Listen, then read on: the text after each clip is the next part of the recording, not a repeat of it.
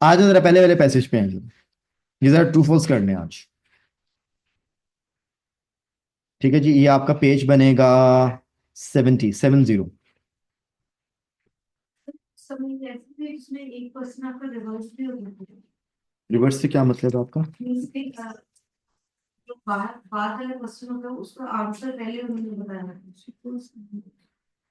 Sequence किया कोई ऐसा सवाल? तो समरी समरी किया है? ऐसा इट इज जो एक पैराग्राफ से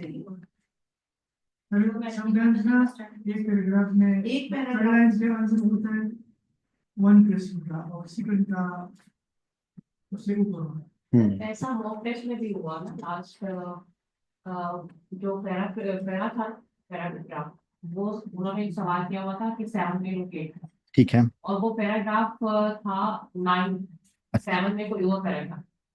वो तो कोई टेक्निकल एरर आ गया। तो दोबारा आते वो वाले सवाल पे जो अभी मैम ने सर ने सवाल किया।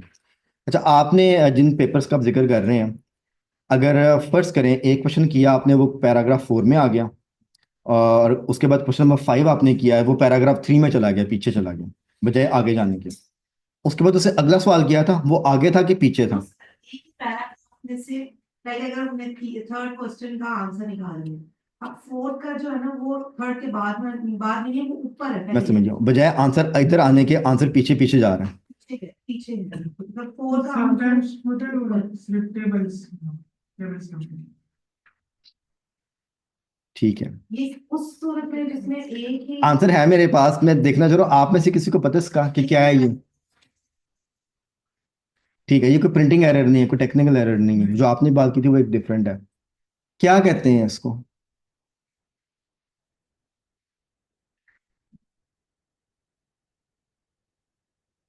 आई एक्सेप्ट। ठीक है, टीचर ने कह दिया होगा, मान लिया। आप आज सुबह बोधो शोधे बाहर के आए हो सारे, तो शीशा दे देख के आए होने हो। ठीक है, शीशे में अगर आप कभी देखें तो जो मिरर इमेज होता है ना, वो ऑपोजिट होता है, रिवर्स में होता है। राइट लेफ्ट हो इधर, लेफ्ट राइट हो जाता है। अगर आपकी किस्मत खराब हुई जिस दिन आप पेपर देने जा रहे हैं, और ऐसी समरी आ गई जो उन्होंने मिरर इमेज पे दी हुई है, तो फिर कई बार तोते उड़ जाते हैं। ठीक है, अब ये बहुत ही एडवांस किस्म का क्वेश्चन है, ये आइल्स में बहुत कम आता है मगर आते हैं। उसको हम बोलते हैं मिरर इमेज पे। वो करता क्या है, वो जैसे ये पैराग्राफ है ना, इसकी समरी उसने दी है आपको। जैसे अभी हमने पैराग्राफ किया है जो समरी वाला, वो यहां से लेके ऐसे समरी बनी हुई थी। ठीक है, वो कभी कभी क्या करते हैं, वो समरी को ऐसे रिवर्स में बना देते हैं, वो पैराग्राफ को रिवर्स करके लिख देते हैं। आखिरी लाइन क्वेश्चन की पहली लाइन होती है, और इसी पैराग्राफ की जो फर्स्ट लाइन होती है वो क्वेश्चन की आखिरी लाइन होती है, समरी रिवर्स में लिखी होती है, उल्टा कर देते। हाँ जी, ए तुसी गल सही की थी।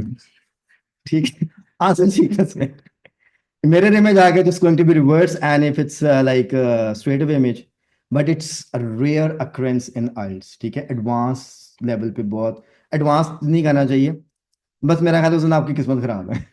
ठीक है, आ जाते हैं। ठीक है, so in certain books you will get this kind of questions. अब इसकी ट्रिक क्या है, चलें, अब आपने सवाल किया तो इसका जवाब भी सुन लें। जवाब जो है ना इसका, जो अभी मैंने आपको कहा था ना, यूनिवर्सल टेक्निक है। माय डियर फ्रेंड्स, आंसर इसके अंदर है। अगर आपने एक लाइन मैच कर ली है, आपको आंसर मिल गया है, अब आप आगे जा रहे हो तो आगे लाइन ही नहीं मैच हो रही, आपकी वकैब ही नहीं मैच हो रही, आप आंसर कैसे निकालेंगे? ठीक है ना, आपने 2 3 4 लाइंस पढ़ ली और समरी में मैंने कहा कंसेक्यूटिव आंसर्स हैं। अब पैराग्राफ खत्म होने पे आ गया and you are not finding it, then it means पीछे जाएं। और अगर वो उसको और एडवांस लेवल पे दे देना, ऐसे क्वेश्चंस भी हैं। ठीक है, आपकी कैम्ब्रिज की बुक्स के अंदर पढ़े हुए हैं। वो करते क्या है, वो ऐसे समरी उठाते हैं, आधा पैराग्राफ ये उठाते हैं और आधा पैराग्राफ ये उठाते हैं, ऐसे बनाते हैं समरी, और आंसर रिवर्स में डाल देते हैं। तो ये आपका पहला आंसर होता है, इधर कहीं दूसरा आंसर होता है, इधर कहीं तीसरा आंसर होता है, इधर चौथा आंसर होता है। तो वो पीछे जाना होता है। ये सिर्फ और सिर्फ तब सॉल्व हो सकता है अगर आपको वोकेबलरी आती है, नहीं तो आगे पीछे जो मर्जी करते हैं आंसर नहीं मिलेगा आपको। ठीक है, दैट्स व्हाट हैपेंस। इसको मिरर इमेज समरी बोलते हैं। ठीक है, मैंने आइल्स के लिए एक मास्टर क्लास की थी, वो यूट्यूब पे पड़ी हुई है, उसमें मैंने बात बताई हुई है कि एक मिरर इमेज का क्वेश्चन भी आता है। तो if you find something like this, you need to go back, वो आंसर आपको सीक्वेंस में मिलेगा। हाँ,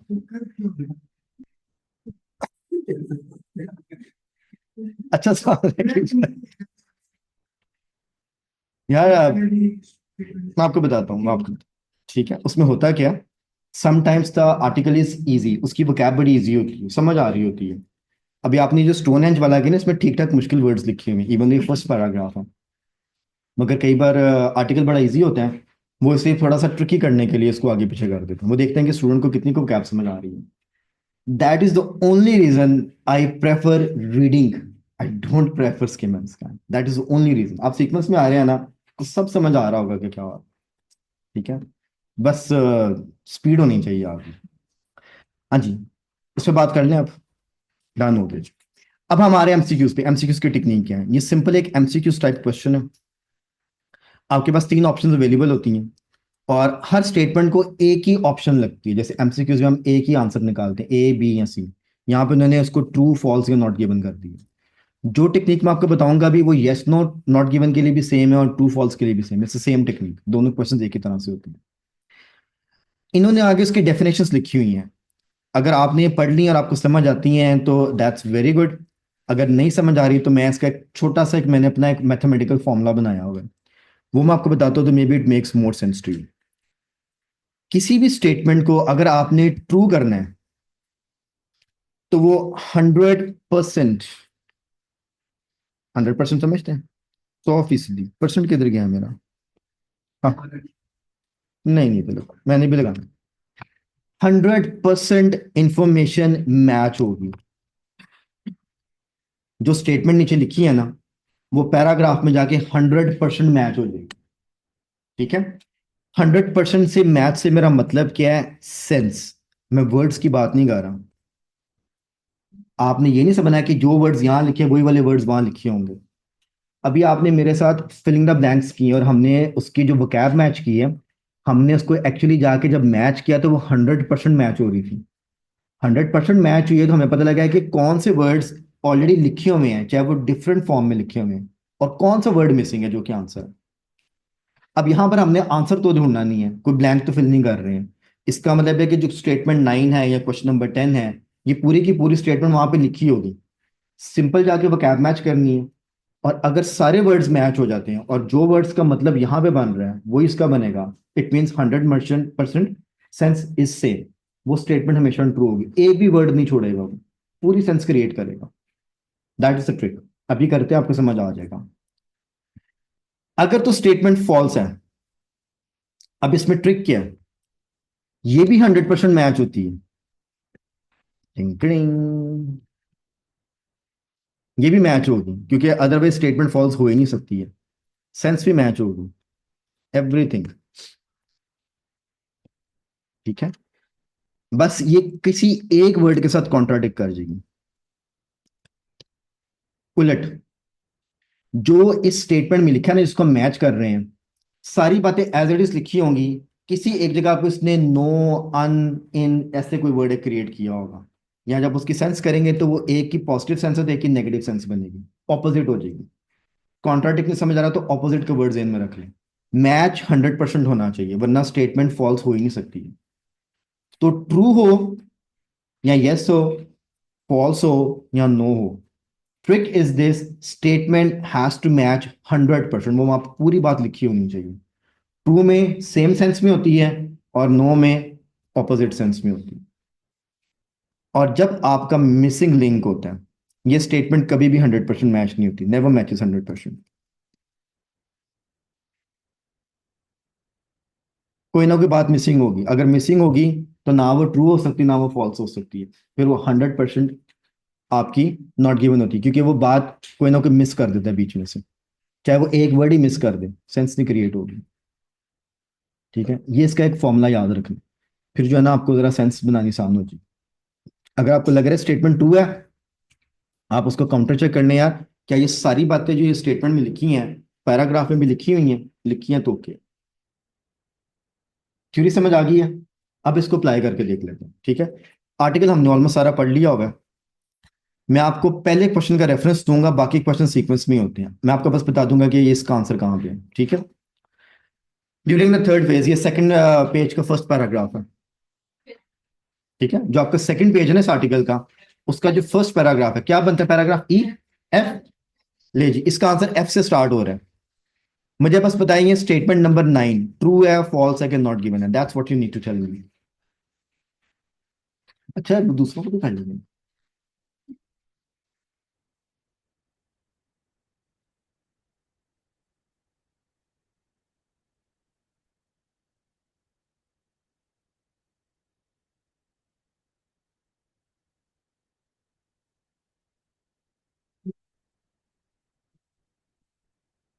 अच्छा सबने कर लिया, फास्ट है यार तुसी। अच्छा जिन्होंने कर लिया, what is the answer? True है, ठीक है। आप मिस्ट्री मुझे जरा इसकी वोकैब मैच करवा देंगी वहां पे, पहले स्टेटमेंट ले लेते हैं फिर वहां पे चलते हैं। स्टेटमेंट की मैं कीवर्ड्स बनाता हूँ, वोकैब आपने मैच करानी है। Statement says G during the third phase of construction sandstone slabs were placed in both the outer areas and the middle of the Stonehenge site। ठीक है जी। अब हम कह रहे हैं जिसका आंसर टू है, तो इसका मतलब है कि जो यहाँ पे लिखा हुआ है उसकी सेंस मैच होनी चाहिए पैराग्राफ में। जी मिस्टर आप सेंस आपने मैच करानी है जी, लाइन बता दीजिएगा कहां से कहां तक पढ़ना है। ठीक है, perfect Slabs were arranged near place. Perfect. और आउटर और इनर सर्कल का क्या? अच्छा ठीक है जी, हम यहां से ना इसको पढ़ना शुरू करते हैं। देखिए जिनको नहीं समझ आ रहा अपने मुझे फॉलो करना है। The third phase of construction took place around 2000 BC। अब ये वाले जो वर्ड्स है ना, ये यहां पे लिखे हैं मगर क्वेश्चन में नहीं लिखे हुए, इट मींस कि पैराफ्रेजिंग है।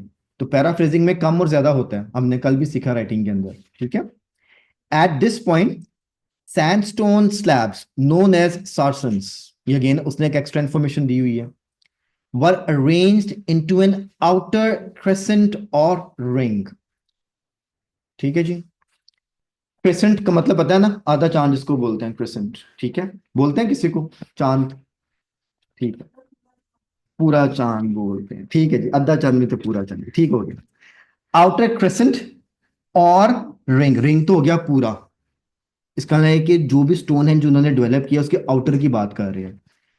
आगे ये आपको नजर आ रहा है लगा हुआ, ये कौन है? रिंग के बाद कौन है, क्या कहते हैं इसको? रिंग के बाद जो लगा हुआ है वर्ड, ये आपकी पंक्चुएशन, इसको हम सेमी कोलन बोलते हैं। ये ऐसे डॉट उसके नीचे कॉमा लगा होता है, और जो दो डॉट्स होते हैं उनको हम कोलन बोलते हैं। मैंने एक पेज खोल कर रखा हुआ आपके लिए, अब उसकी यहां से बताता हूँ। फिलहाल इसको अब आगे लेके चलते हैं। जब भी सेमी कोलन लगा तो इसका मतलब है कि बात कंप्लीट है, इसके बाद अगली बात आ रही है। ठीक है, और जिनको सेमी कोलन का नहीं पता, आपके लिए एक सिंपल सी बात है, अगर आपने एंड की रिप्लेसमेंट करनी ना, ए एंड ई, एंड नहीं लिखना, सेमी कोलन लगा दें। ठीक है, यहां पे एक्चुअली उन्होंने एंड को रिप्लेस किया। ठीक है, some were assembled into the iconic three-pieced structures called trithelions that stand tall in the center of Stonehenge। Now what does it make sense? Some were assembled, अब ये जो some है ये एक्चुअली सैंडस्टोन को कह रहा है, इसलिए मैंने आपसे पीछे वोकैब में दे और इट को मैच करवाया था।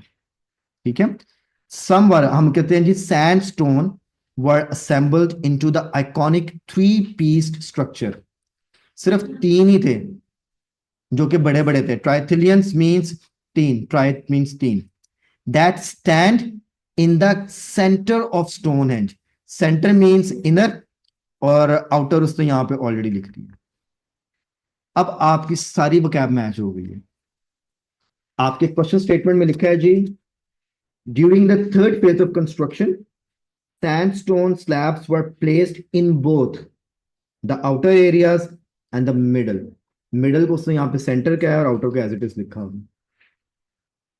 ओके हो गया, तो स्टेटमेंट इज ट्रू। देखिए ना यहाँ पे क्या लिखा है, कुछ स्टोन्स सेंटर में है और कुछ आउटर में है। तो वो जो स्टेटमेंट है वो भी तो ये कह रही है दोनों तरह से स्टैंड स्टोन जो है अंदर भी थे और बाहर भी थे, यहाँ पे भी ये लिखा हुआ। अच्छा इस पे मैं भी आता हूँ। ठीक है, ये जो आप ट्रू और फॉल्स में जरा कंफ्यूज हो जाते हैं ना नॉट गिवन में, इस पे बात करते हैं। ठीक है, अब पैराफ्रेजिंग आपने यहाँ पे जरा गौर करनी है दोबारा से। जिनको लग रहा है फॉल्स है, समथिंग एल्स है। अब ये वाली बात भी नहीं लिखी हुई वहां पे, ये भी नहीं लिखा हुआ, ये भी नहीं लिखा हुआ, और ये भी नहीं लिखा हुआ, तो कुछ भी नहीं लिखा हुआ। अब पैराफ्रेजिंग क्या होती है? पैराफ्रेजिंग इसलिए मैंने कहा था आपकी सेंस मैच होनी चाहिए। अगर आप इन वर्ड्स को निकाल भी देना तो सेंस वाइज वो एक ही बात कर रहा है कि स्टोन सेंटर में भी थे, सैंडस्टोन्स, और आउटर में भी थे। ठीक है, अब आप जब एक नॉट गिवन करेंगे ना, then it will make more sense कि नॉट गिवन या फॉल्स होता है क्या। ठीक है, थोड़ा सा होल्ड करें, फिर आगे चलते हैं इसको लेके। इस स्टेटमेंट को अगर आप मान लें कि ऐसे आप कंफ्यूज हो जाएंगे, जो इसके अंदर बनी है ना उनको हम लेके चलते हैं। ऐसे कहूंगा ना ये निकाल दे वो कर दें, then it will make confusion for you. इस एग्जांपल इसी में से लेते हैं, एक हम फॉल्स करते हैं इसमें से। क्वेश्चन नंबर 10 करें। ये सी अगली पैराग्राफ में, इसी पैराग्राफ में इसका आंसर है। Question number 10।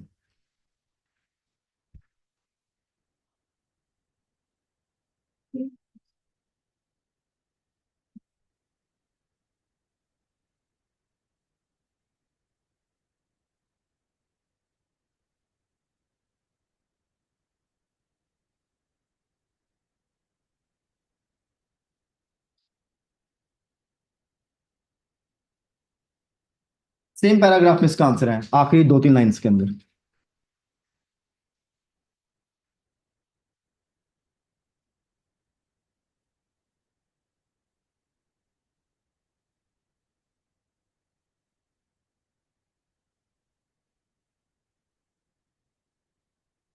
हाँ जी फ्रेंड्स, विधान क्या आंसर है जी?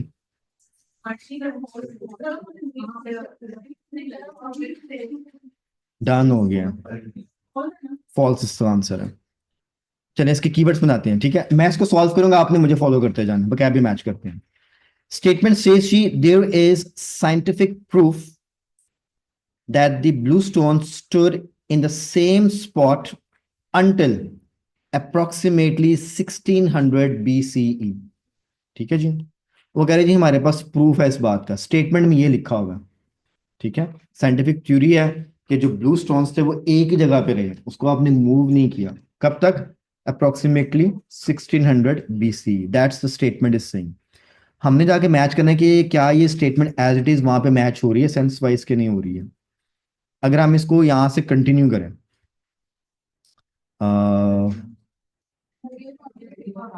यहां से इस वाली लाइन से कंटिन्यू कर रहा हूं, रेडियो कार्बन डेटिंग। पहले तो मुझे बताइए इसका मतलब क्या होता है, radio carbon dating? General meaning बता दें कोई।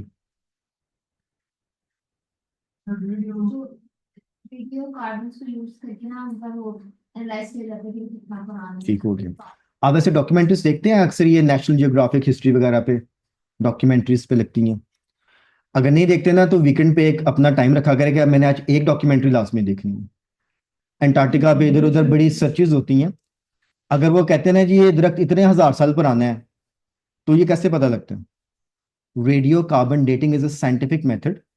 वो एक पीस ऑफ लाइक ऑब्जेक्ट लेते हैं और जो भी आपका एक केमिकल प्रोसेस है उसको रन करते हैं और बताते हैं। जैसे आर्टिक के ऊपर बड़ी रिसर्चेज होती हैं, वो जब बर्फ निकालते हैं वो बताते हैं कि ये जो बर्फ की तह है ये कितनी पुरानी है, कब से यहाँ पे बर्फ के ऊपर बर्फ के ऊपर बर्फ आती जा रही है, so on.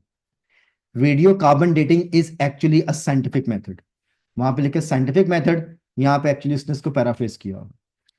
Radio carbon dating has revealed, revealed का मतलब होता है प्रूफ, फैक्ट देना, that work continued at Stonehenge until रफली 1600 BC।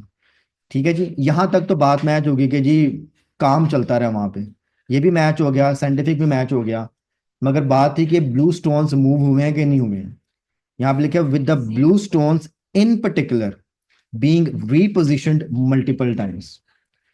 ये कह रहा है कि जी खास तौर पे ये वाले जो पत्थर है ना, ये कई दफा इनकी जगह बदली गई है। ठीक है, अब ये जो एक वर्ड है ना रीपोजिशनड, या ये फ्रेज है रीपोजिशन मल्टीपल टाइम्स, ये कॉन्ट्राडिक्ट कर रहा है आपकी स्टेटमेंट के साथ स्ट्रेट अवे। मैचिंग 100% है। क्या बात साइंटिफिक मेथड की हो रही है? हो रही है। क्या बात उस टाइम पीरियड की हो रही है? हो रही है। क्या बात स्टोनहेंज की हो रही है? हो रही है। क्या बात ब्लू स्टोन्स की हो रही है? हो रही है। क्या बात उसकी पोजीशन की हो रही है? हो रही है। 100% मैच है आपका। मगर एक्चुअली कॉन्ट्राडिक्ट है, यहाँ पे रीपोजिशन मल्टीपल टाइम्स है। खाली रीपोजिशन का जो वर्ड है ये भी अकेला काफी है। री का मतलब होता है अगेन एंड अगेन, तो it means it is matching. ठीक है, मगर कॉन्ट्राडिक्शन में मैच हो रहा है। ठीक हो गया। अब आपका जो दूसरा वाला क्वेश्चन है उस पर लेके चलते, इधर ही रुके जरा। अगर आप इसको पहले वाले क्वेश्चन से मैच करें, मैं इसका कलर चेंज करता हूँ। ठीक है, क्वेश्चन में उसने ये नहीं कहा कि कितने पत्थर सेंटर में थे, कितने पत्थर बाहर थे, कब रखे कब नहीं रखे। उसने एक जनरल स्टेटमेंट दिया है कि ये वाला जो पत्थर है ना, जिसको हम सैंडस्टोन बोलते हैं, ये अंदर भी थे और बाहर भी थे।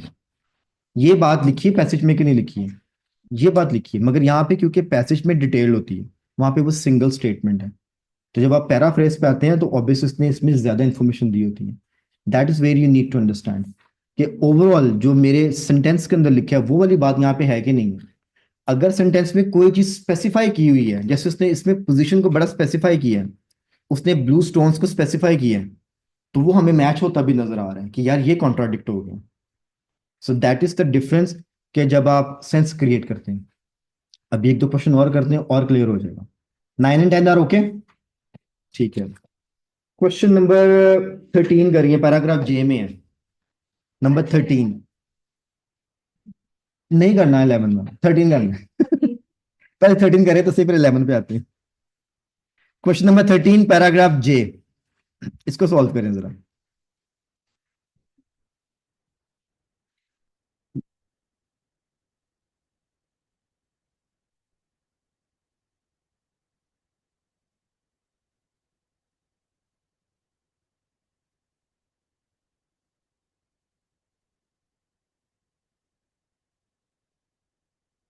जब कर ले तो मुझे बता दें प्लीज।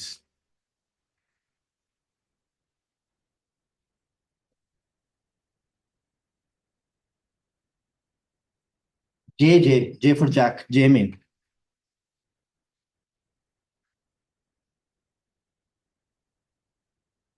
ये आपके इस आर्टिकल का सेकंड लास्ट पैराग्राफ। हाँ जी, इट्स ट्रू फॉल्स और नॉट गिवन। मैंने कराया तो नॉट। अच्छा जी, चलिए ठीक है, आंसर इज नॉट गिवन। आपने मुझे जरा फॉलो करना है, ठीक है, स्क्रीन पे देखिए। Question statement says G criticism of Gerald Hawkins theory. ठीक है, मींस जो भी इन्होंने थ्योरी दी है उस पर जो भी क्रिटिसाइज हुआ है about Stonehenge has mainly from other astronomers. According to this statement, जितना भी क्रिटिसिज्म है ना, वो और एस्ट्रोनॉमर्स ने किया, मींस उन्हीं के फील्ड के लोगों ने उन पे एतराज किए। ठीक है, मेनली कम फ्रॉम मींस के मोस्टली।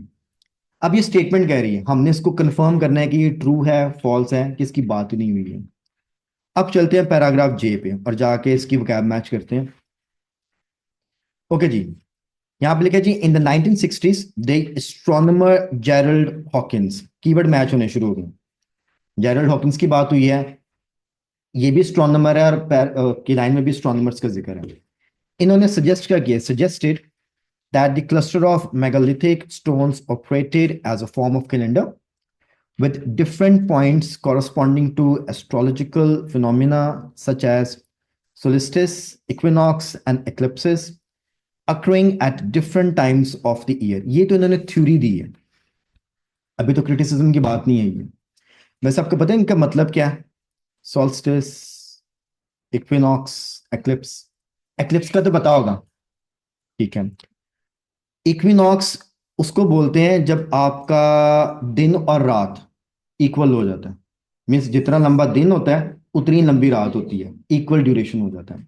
और सॉल्स्टिस वो होता है जब हम कहते हैं ना आज सबसे लंबा दिन है, जून में जो आता है, और आज सबसे छोटा दिन है, उसको सॉल्स्टिस बोलते हैं, जिस दिन सूरज सबसे कम अरसे के लिए निकलता है और सबसे लंबे अरसे के लिए निकलता है, लॉन्गेस्ट एंड शॉर्टेस्ट।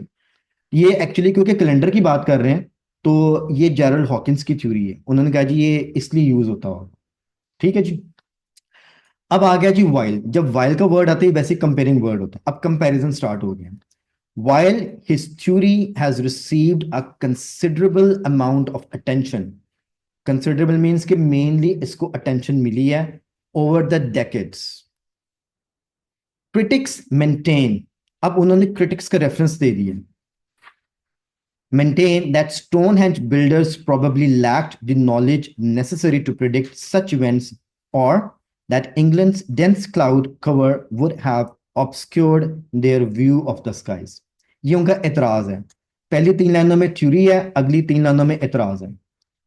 अब क्रिटिक्स का जिक्र आ गया. अब मैचिंग पे चलते हैं.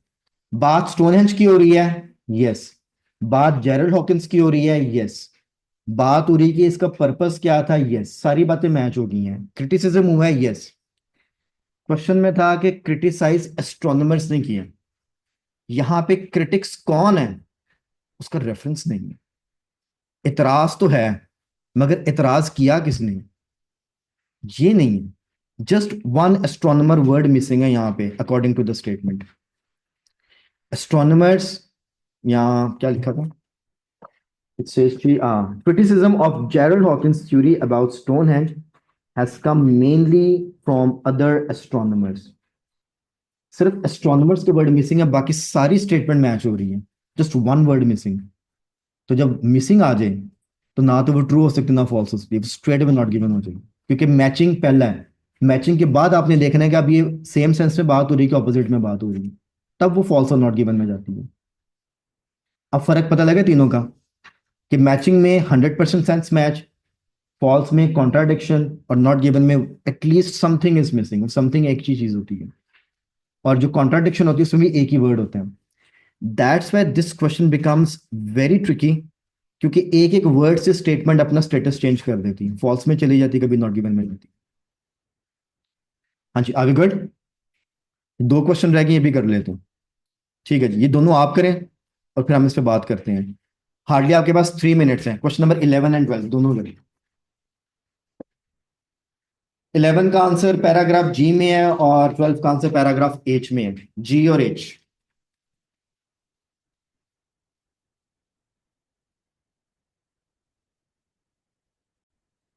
Okay, what is the answer for number 11?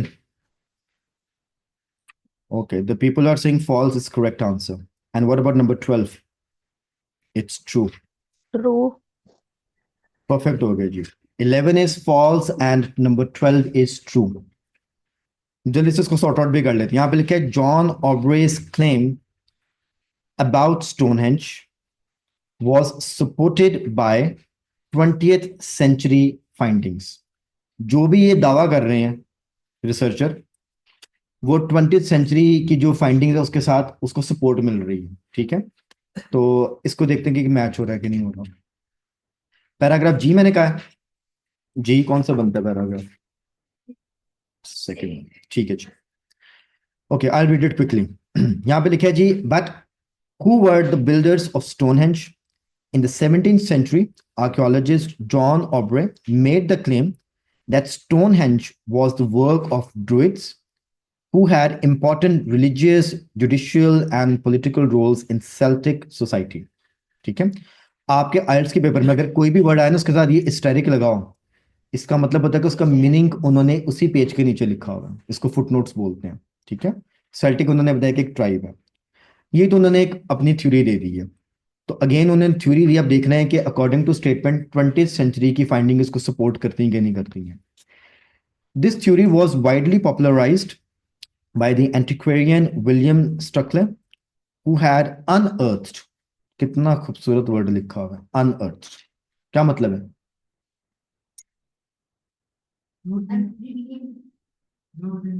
जोड़ देना. रिवील्ड. गाजर मूली कभी निकाली जमीन से? कभी गए खेतों में? क्रिच. अनअर्थ. अनअर्थ का मतलब है कि जो चीज जमीन के अंदर उसको खींच के बाहर निकालना. अनअर्थ. उखाड़ना भी कह सकती है. अनअर्थ. ठीक है, अनअर्थ्ड प्रिमिटिव ग्रेव्स मींस जब उन्होंने खुदाई की तो जमीन में से क्या निकला? ग्रेव्स निकली. अर्ज का क्या होता है? अर्श का तो मतलब होता है पुश करना या अर्श करना, उकसाना भी कह सकते हैं इसको, अर्श करना. ठीक है ना, आप अगर किसी को बहुत ज्यादा तंग कर रहे हो तो अगर आप मुझे उकसा रहे हो, मैंने आओ, ठीक है ना, वो आप अर्ज कर रहे हो. ओके जी, who had unearthed primitive graves, primitive होता है पुरानी, कदीम, unearthed primitive graves at site even today. अभी यहां तक उन्होंने बस एक बात की है, अब आगे इवन टुडे पे। Even today people who identify as modern druids continue to gather at Stonehenge for summer solstice. ठीक है, अब ये तो उन्होंने एक जनरल बात की, 20th सेंचुरी का जिक्र कोई नहीं आया अभी तक, अब उसने रेफरेंस दिया। However in the mid 20th century radiocarbon dating demonstrated that Stonehenge stood more than 1000 years before the Celts inhabited the region. अब ये जो ऑब्रे हैं, इन्होंने भी ड्रूइड्स और सेल्टिक सोसाइटी की बात की है। जब 20वीं सदी में रिसर्च हुई है, उन्होंने कहा है जी जब स्टोनहेंज बना है तो ये तो उस वक्त एग्जिस्ट भी नहीं करते थे, ये तो सोसाइटी थी नहीं तब। अब ये बात मैच हो रही है कि कॉन्ट्राडिक्ट हो रही है? क्वेश्चन कह रहा है कि जी सेल्ट्स जो है इन्होंने किया, क्वेश्चन स्टेटमेंट में है, Aubrey claim Stonehenge was supported by the 20th century finding. Aubrey की फाइंडिंग है कि ये सेल्टिक सोसाइटी ने बनाया था, जबकि 20th सेंचुरी की फाइंडिंग कह रही है कि उस वक्त तो ये सेल्टिक एग्जिस्ट भी नहीं करते थे, ये तो उसके बाद आए हैं, और स्टोनहेंज तो उससे 1000 पहले का बना हुआ है, हमने साइंटिफिक प्रूफ निकाला है इसका। ठीक है, तो इसका मतलब है कि ऑब्रे की जो क्लेम है 20th सेंचुरी फाइंडिंग के साथ कॉन्ट्राडिक्शन में, उलट बात लिखी हुई है पैसेज के अंदर, जबकि स्टेटमेंट कह रही है कि वो सपोर्ट कर रहे हैं एक दूसरे को, तो सपोर्ट तो नहीं कर रहे हैं। तो वो जो सपोर्ट का वर्ड है ना आपका, उस एक वर्ड को उसने इस पूरी 3 लाइनों में एक्सप्लेन किया हुआ है, तब जाके सपोर्ट वर्ड की सेंस बनती है। अब आप देखिए, अगर आप इसको वर्ड टू वर्ड लेके जाएंगे ना, तो फिर आपको ये ट्रू फॉल्स और नॉट गिवन में से नॉट गिवन मिलेगा, आप कहेंगे जी कितनी बातें नहीं लिखी हुई हैं, सेंस मैच करनी है। That's why vocab matching comes into play. ठीक है, इसलिए ये स्टेटमेंट फॉल्स है।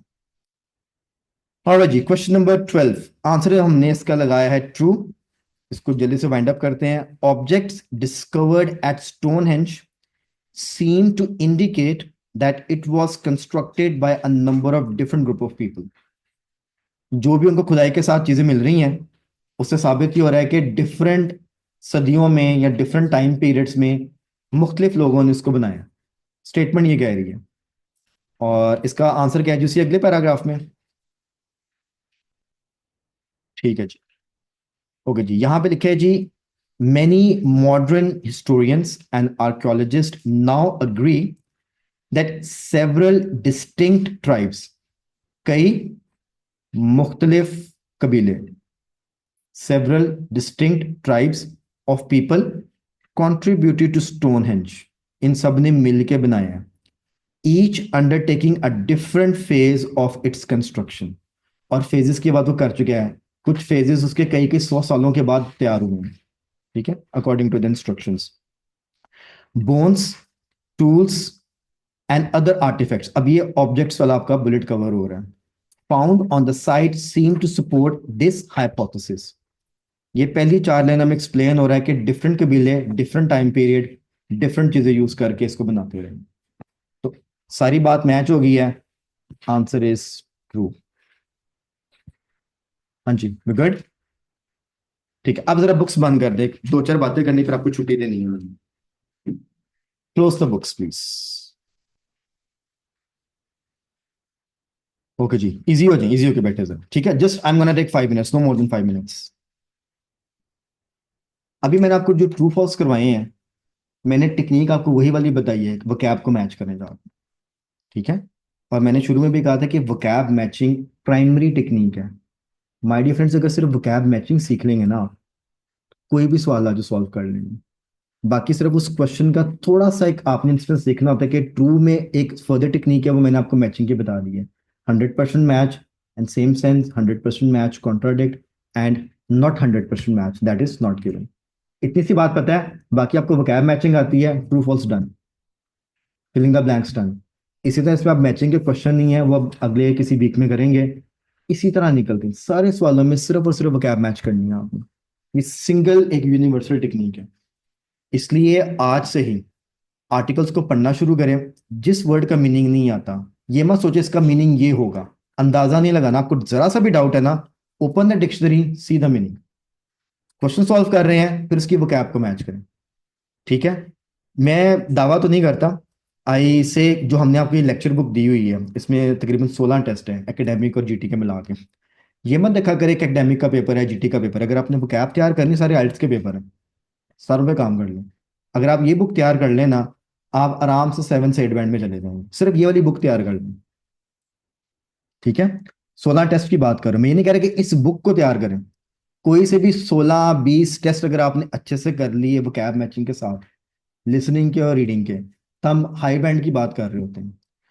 Problem is this, students don't work on the vocabulary. वो कहती है जी टेक्निक बताएं आंसर कैसे निकालें, तो टेक्निक में आपको जो मर्जी बता दूं वो तब तक काम नहीं करेगी जब तक आपकी ग्राउंड ठीक नहीं है, तो टेक्निक तो फेल हो जाएगी। ठीक है ना। सो टेक्निक को अप्लाई करने के लिए इंग्रेडिएंट चाहिए, and that ingredient is the vocabulary. Vocab आती है, मैं कहता हूँ जिस तरफ से मर्जी पेपर पढ़ना शुरू कर दें, तीसरा पैसेज कर लें, पहला कर लें, स्किम स्कैन कर लें, पढ़ के कर लें, आपके सारे सवाल ठीक होने शुरू हो जाएंगे। That is what you need to focus on.